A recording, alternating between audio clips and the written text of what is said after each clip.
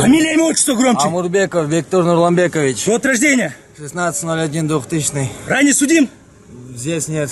Где судим? В России. За что? За что судим? Разбой.